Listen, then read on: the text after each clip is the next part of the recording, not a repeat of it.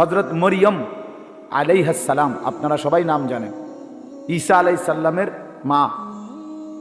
এই মরিয়ম, উনার আম্মা যিনি ছিলেন, মরিয়ম আলাইহিস সালামের মা হযরতে হান্না বিনতে ফাখুস, হান্না ওনার নাম। এই উনার ব্যাপারে কোরআন শরীফে আছে যে উনার পেটে যখন বাচ্চা আসছে, মানে পরবর্তীতে যেটা মরিয়ম, এই পেটে বাচ্চা থাকতেই তিনি আল্লাহ তাআলার কাছে বলছেন, ইন্নী নাযারতু লাকা মা ফি বাতনি মুহাররারা, আল্লাহ আমি মান্নত করলাম আমার পেটের সন্তান আপনার জন্য ওয়াকফ, আপনার দ্বীনের জন্য, মসজিদের খেদমতের জন্য, দ্বীনের জন্য ওয়াকফ। এই জন্য আসলে বাস্তবতা এটা।